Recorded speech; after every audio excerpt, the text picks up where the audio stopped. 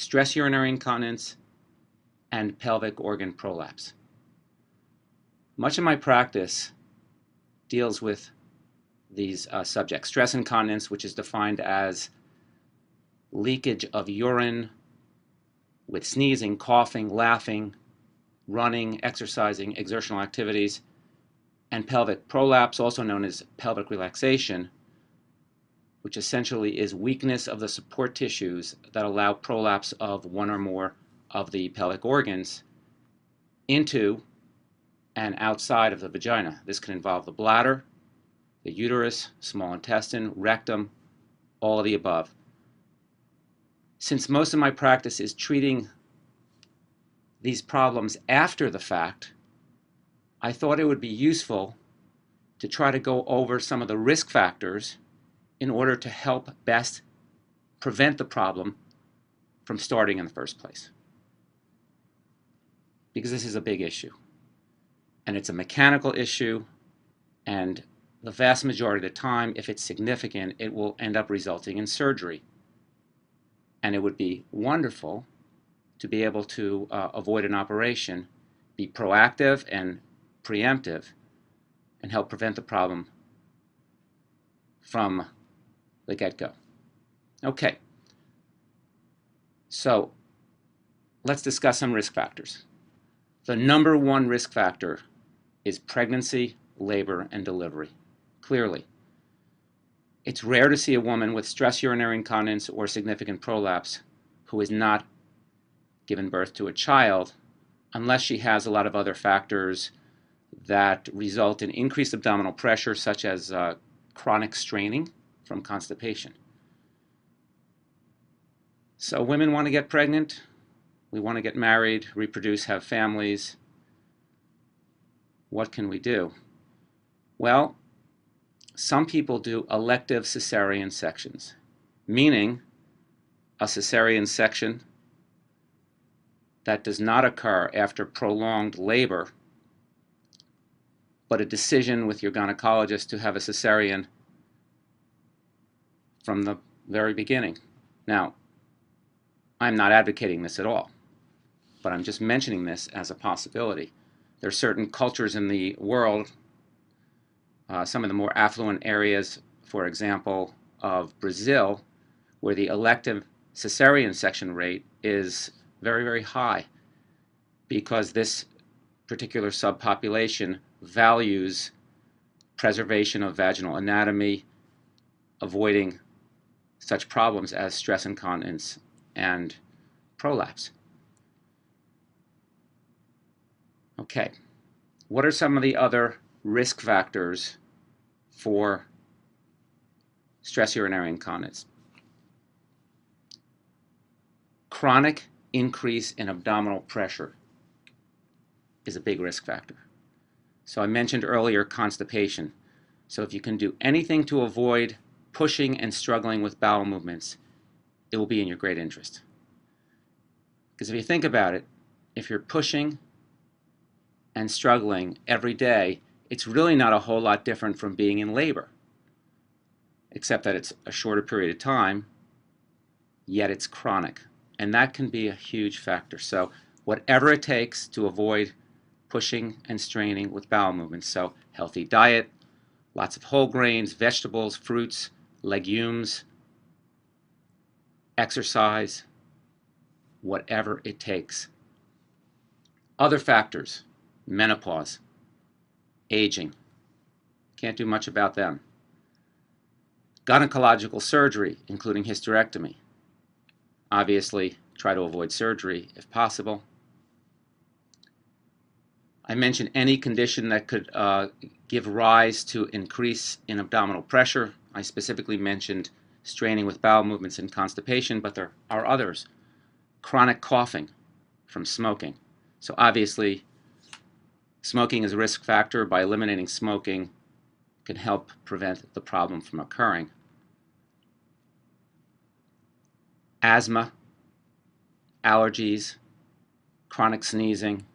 So by treating the inciting condition, we can help prevent the problem from occurring.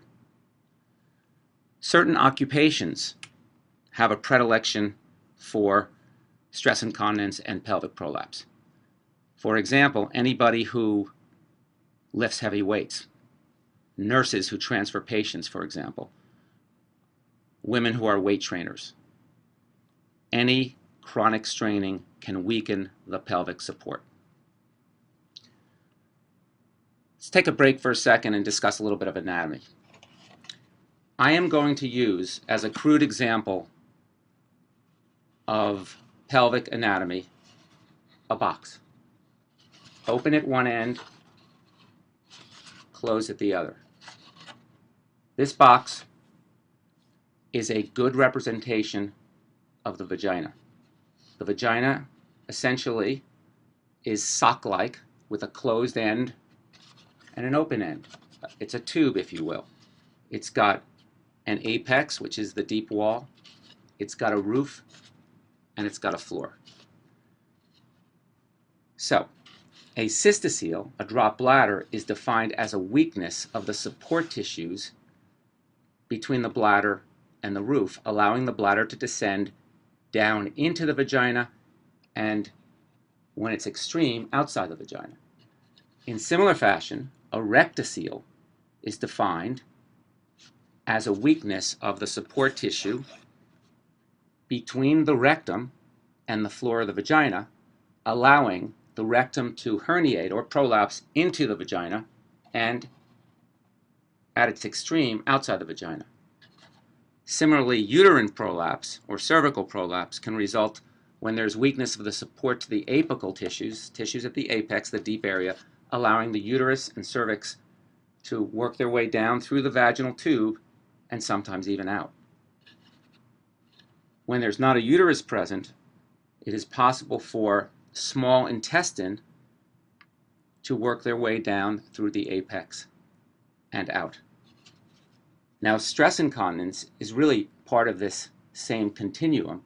It is simply weakened support tissues of the tissues underlying the urethra, the channel going from the bladder out to the opening. Now, this is a model of the female pelvis. Pubic bones, vagina, urethra, anal area. These are the superficial perineal muscles. This is the anal sphincter, the transverse perineal muscle, the ischio-cavernous muscle, and the bulbo-cavernous muscle. That's one layer of support. The deeper layer of support inside goes from the sacrum to the pubic bone, and this large muscle is known as the levator ani, since it can lift the anus up. It has openings for the urethra, vagina, and the rectum. And when these muscles are exercised, these exercises are known as Kegel exercises or pelvic floor muscle exercises, and they are one of the key means of helping prevent both stress, urinary incontinence, as well as pelvic relaxation. I'm not going to belabor the details of how to do these exercises. I have a separate 2 videos on this subject. If you're interested, go to bergenurological.com, bergenurological.com. That's our website. Click on patient videos and you'll have access to these. These are on YouTube, so they're readily available, and they should prove very helpful. So, in addition to pelvic floor exercises, what else can help prevent stress incontinence and pelvic organ prolapse? Healthy eating helps everything. Heart, lungs, kidney, bladder, pelvic structures. Whole foods, plenty of fruits and vegetables, whole grains. Eating moderately. Our bodies are constantly undergoing repair and reconstruction. Bottom line, put good fuel into your system. It will make a difference. What else can help prevent stress incontinence and pelvic floor prolapse? Exercise. I mentioned specifically pelvic floor exercises, but just exercise in general, particularly core exercises, such as yoga and Pilates. These can prove very helpful for minor amounts of stress incontinence and pelvic prolapse in terms of actually improving them, and can be extremely helpful in preventing the problems from starting from the get-go. Weight management, very, very important. You become obese, you put a lot of weight on, you put pressure on every area of the body. Your knees start hurting, your back goes out of whack, you put a great deal of pressure on the pelvis. It doesn't help the situation. So getting back in good physical shape is of utmost importance. I'm going to bring up estrogen replacement very briefly. It's got lots of controversies associated with it, but there's no question about it that after menopause, there's worsening, progression of stress incontinence and pelvic prolapse. Estrogens play a supportive role in nurturing the vaginal and periurethral, the tissues around the urethra and bladder. So at times, using a low dose of a topical estrogen, that is one that is applied locally, that doesn't get much systemic absorption, can be useful. And that, my friends, is all I have to say. Bottom line is this: stress incontinence, pelvic organ prolapse are very, very common problems, typically associated with pregnancy, labor, and delivery. Birth trauma essentially can do a great deal of damage to the pelvic floor structures. And even a cesarean section is not going to help if you've pushed and struggled for 24 hours. An elective cesarean section can make the difference, but this, in many people's opinion, is something that is very radical. That's stated in certain cultures of the world, especially affluent societies in South America. It is the norm.